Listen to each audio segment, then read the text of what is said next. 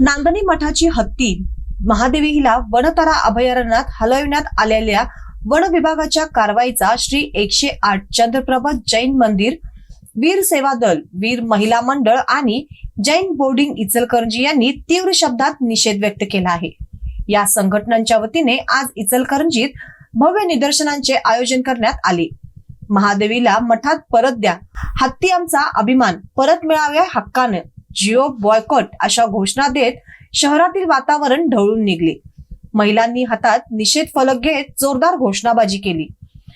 संघटनांनी स्पष्टपणे सांगितले आहे की महादेवी ही धार्मिक, भावनिक आणि पारंपरिक नात्याने मठाशी जोडली गेलेली हत्ती नाही। ती माणसात रमलेली शांत, सेवाभावी स्वभावाची असून अनेक धार्मिक सोहळ्यांचा अविभाज्य भाग होती। अशा प्राण्यांना अचानकपणे दूर नेणे हा केवळ प्राणीहिताचा मुद्दा नसून जनतेच्या भावना आणि श्रद्धेवर घात आहे। संयुक्त बैठकीत निर्णय घेण्यात आला आहे की कोणत्याही परिस्थितीत महादेवीला परत आणल्याशिवाय माघार नाही। तसेच रिलायन्स इंडस्ट्रीजच्या दबावामुळे ही कारवाई झाल्याचा संशय व्यक्त करत या कंपनीच्या सर्व वस्तूंवर बहिष्कार टाकण्याचा ठराव मंजूर करण्यात आला आहे। जिओ बॉयकॉट नारा हा याच निषेधाचा भाग होता।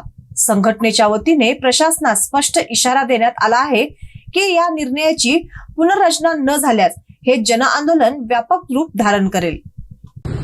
या ठिकाणी परवाच्या दिवशी आपल्या नांदणी मठाचा हत्ती माधुरी याला सरकारनं आणि सरकारच्या सहकार्यानं आपल्या पेटा या कायद्याखाली वनतारा जे अंबानीचं ट्रस्ट आहे त्या ट्रस्टनी या आमच्या माधुरीला नेलं।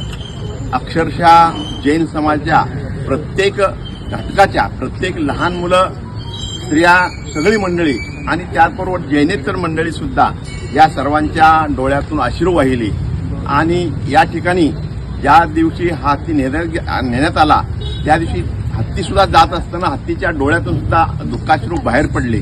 याचा अर्थ एवढाच की आपलं नांदणी मठ आणि तो हत्ती याचं रिलेशन हे अतिशय जवळचं होतं, जसं आईचं आणि मुलाचं।